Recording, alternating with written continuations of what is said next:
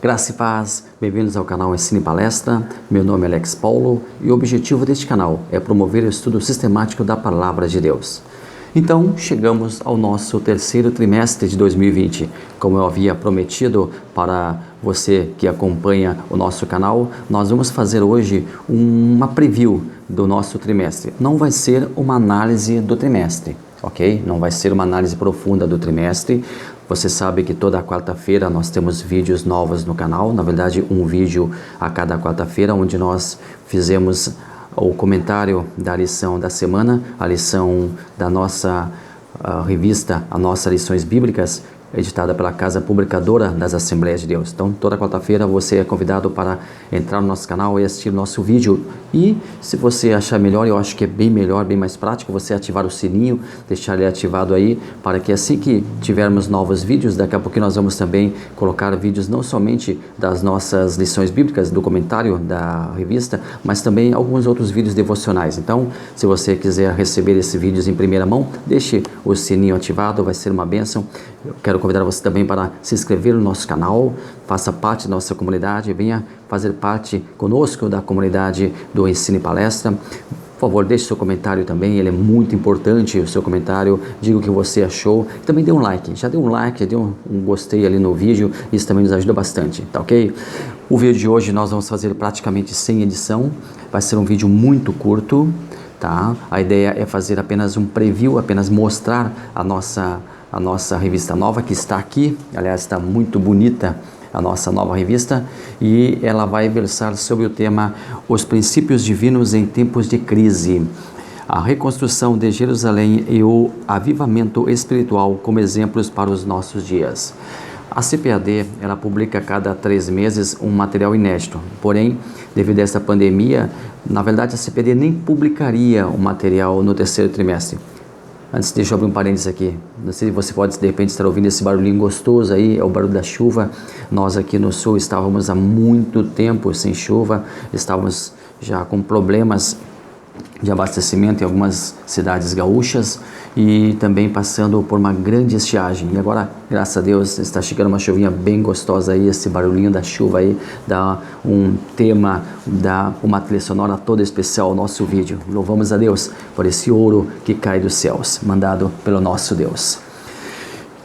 Então, nós estamos chegando ao terceiro trimestre, a CPAD sempre com material inédito para os trimestres, mas devido à pandemia, a ideia da CPAD inicialmente era que nós estudássemos no terceiro trimestre a mesma revista, a Igreja Eleita, né?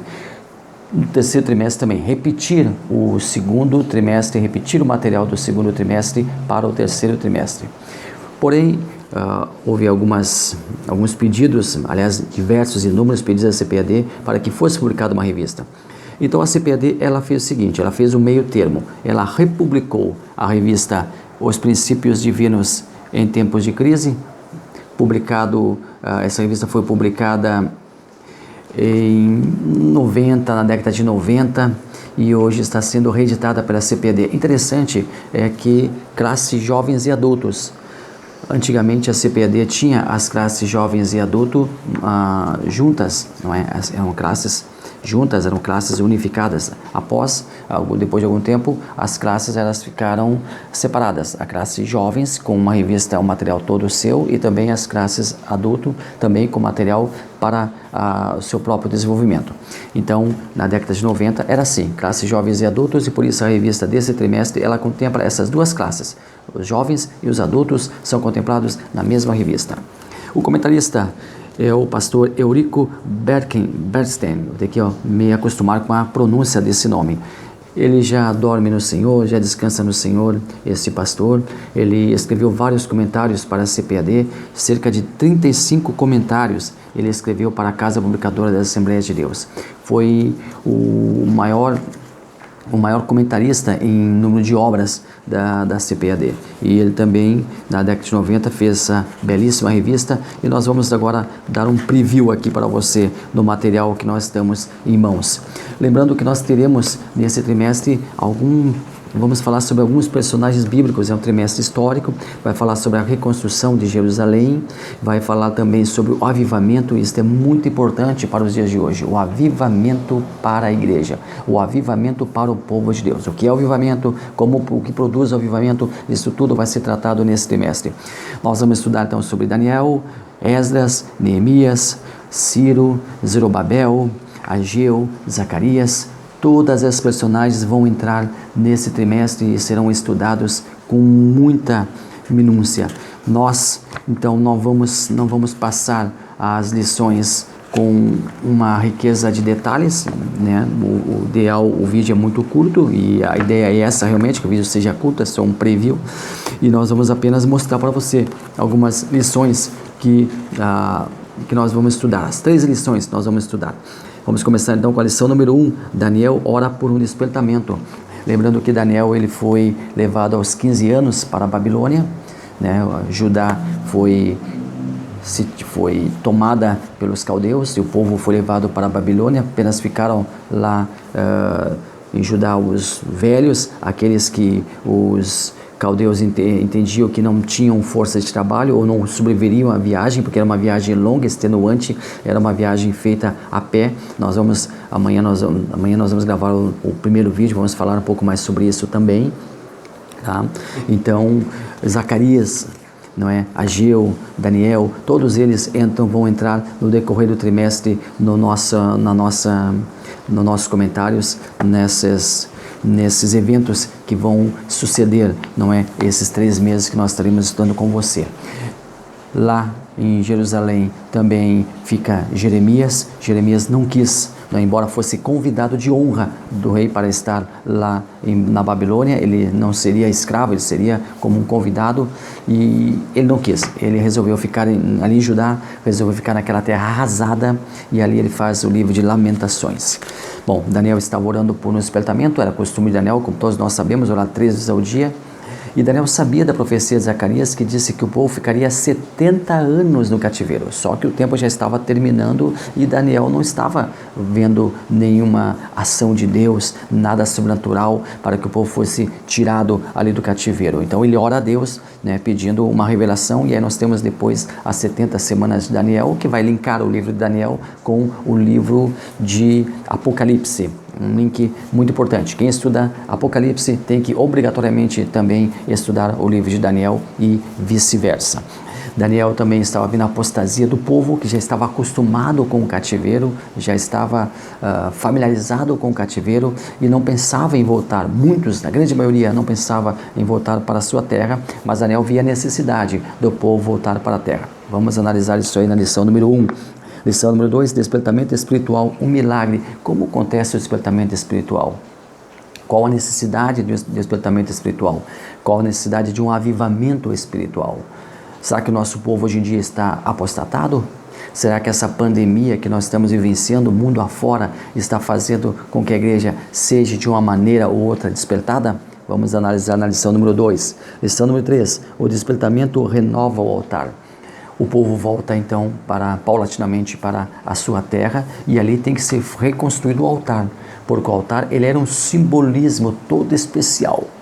O altar era algo especial para o povo. O altar ele dizia respeito à adoração a Deus. O altar dizia respeito à comunhão com Deus. O altar diz respeito à aprovação de Deus pelos sacrifícios. Então, nós vamos estudar também esse importante tema. Na lição número 5, Zorobabel recomeça a construção do templo. Esse líder político, ele começa então a reconstrução do templo, e a coisa não é nada fácil. Não é nada fácil. O povo começa a reconstruir, daqui a pouquinho o povo ali se vê confrontado. Por quê? O povo de Judá estava voltando para casa, a tribo de Judá estava voltando para casa, porém a tribo do norte, não é? Quando Salomão ele pecou, Deus, depois da morte de Salomão, dividiu o reino em tribo do norte, 10 tribos ao norte, onde ficava Samaria, e as 2 tribos do sul, onde ficava Judá.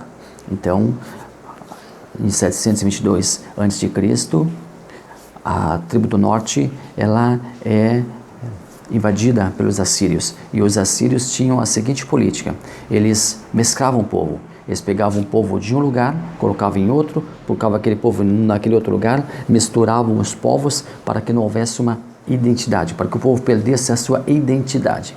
Perdendo a sua identidade, também não haveriam ali líderes naturais, pessoas que quisessem lutar contra o sistema. Enfim, era dessa maneira uma possível revolta, um possível movimento, não é, contra o Império Assírio era minimizado através dessa mesclagem dos povos e a perda de cultura dos povos ali conquistados. Então, ali nas tribos do norte estavam pessoas de outros lugares, vamos falar sobre isso também durante o trimestre, que estavam absolutamente frontalmente contra a reconstrução do templo. Eles usaram de muitas astúcias, de muitas engrenagens para tentar fazer com que o templo não fosse construído. Não vamos falar agora sobre isso, é muito interessante esse assunto também. Lá na lição número 6, Neemias reconstrói os muros de Jerusalém. Aí entra Neemias, não é, que ele recebe do rei a aprovação para voltar para a terra de Judá. Ele havia recebido a informação que lá os muros estavam caídos, os muros estavam com brechas, a cidade estava praticamente destruída, e aí ele volta para a reconstrução dos muros. Também uma tarefa nada fácil, porque os inimigos queriam minar as forças. Os inimigos usaram várias astúcias, não quero me deter mais sobre isso, mas primeiro eles tentaram ser amigos, depois eles tentaram dissimular o povo, depois eles fizeram algumas ameaças. Enfim, foram várias táticas que eles usaram para que o povo não reconstruísse, não é, o templo, não reconstruísse também os muros da cidade. Neemias, ele enfrenta então esta grande oposição, mas ele consegue cumprir o que Deus havia determinado para ele. A lição número 7, o povo de Deus deve separar-se do mal. Então, havia ali na tentativa daqueles inimigos de que houvesse, não é, uma mesclagem dos povos ali. Era mais uma tática que estava sendo usado, mas o povo de Deus, ele é instruído a fazer a sua separação. A lição número 8, as causas da desunião devem ser eliminadas. Ora, o povo estava voltando para casa e enfrentava dificuldades externas, enfrentava os inimigos, mas também muitas dificuldades internas no meio deles, ali no arraial deles, estavam também impedindo que a obra progredisse. Lá na lição número 9, como vencer as oposições à obra de Deus. Isto é algo que vai ser muito bem pontuado e nós atravessamos hoje este mesmo dilema das oposições à obra de Deus. Na lição número 10, provai se os Espíritos são de Deus. Ora, nem todo aquele que diz que é nosso amigo realmente é nosso amigo. Nem todo aquele que estende a mão está fazendo de uma forma sincera. Nós vamos também pairar sobre esse tema, e é interessante, não é, a gente ter esta noção de que nem todos os espíritos são de Deus. Nem todo aquele que diz Senhor, Senhor está falando da parte de Deus. Nem todo aquele que se diz servo de Deus é realmente servo de Deus. Nós temos sim que fazer uma filtragem do que chega até nós para saber se é de Deus ou não. Temos que sim pedir a confirmação de Deus. Vamos estudar isso aí mais detalhadamente também. É um assunto muito gostoso para ser tratado. A lição número 11, Esdras vai a Jerusalém ensinar a palavra.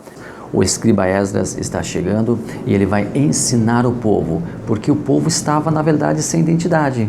Muitos haviam nascido ali no cativeiro, muitos haviam crescido no cativeiro e sequer sabiam a sua língua, sequer falavam o hebraico. Somente os líderes mais antigos falavam o hebraico, porque ali na Babilônia falava-se o aramaico, e o aramaico era muito próximo do hebraico. Então o povo acostumou-se com o hebraico, com o aramaico, e acabou até perdendo a sua identidade. Mais do que isso, o povo desconhecia Deus.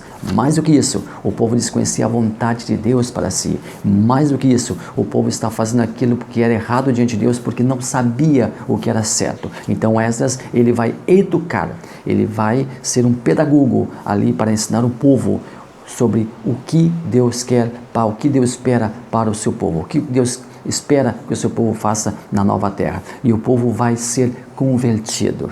Aleluia, é muito linda essa lição. O povo vai receber um avivamento, um genuíno avivamento vindo da palavra de Deus. É uma lição muito boa esta aqui. Lá na lição número 12, Esdras e Neemias combatem o casamento misto. Um problema que estava acontecendo ali é que o povo estava chegando para... O povo estava voltando para Jerusalém, encontra mulheres de outros povos ali e acabam casando-se com elas. Só que eram casamentos que não poderiam acontecer.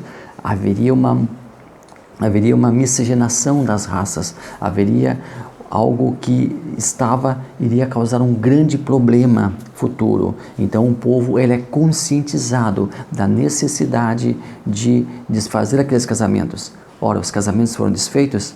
O que foi feito com as mulheres? Elas foram jogadas de lado? Elas foram deixadas? Elas foram abandonadas? E os filhos que porventura tivessem nascido, o que vai acontecer? Vamos ver o que vai acontecer. Vamos ver este episódio lá na lição número 12. E na lição número 13, a vigilância conserva para a igreja. Então, o povo deve estar vigilante, o povo deve estar atento, o povo deve estar sempre com a sua guarda levantada. Nunca baixar a guarda, sempre com a sua guarda levantada. E o povo ali que estava voltando para a terra tinha que estar com a guarda levantada, porque os inimigos estavam a todo momento tentando dissuadir, os inimigos estavam a todo momento tentando se infiltrar, os inimigos estavam a todo momento tentando várias armadilhas, várias táticas, e o povo não poderia baixar a sua guarda jamais. Então, vai ser um trimestre muito rico, um trimestre realmente muito abençoado. Eu quero convidar você que esteja conosco nas nossas aulas. Toda quarta-feira vai ter um vídeo novo no canal, comentando cada uma dessas lições, e espero você no nosso canal. Muito obrigado a você que esteve aqui conosco. Foi apenas um preview do trimestre que está começando e vai ser muito frutífero para cada um de nós. Deus abençoe maravilhosamente a cada um e que a bênção de Deus esteja com cada um da sua família.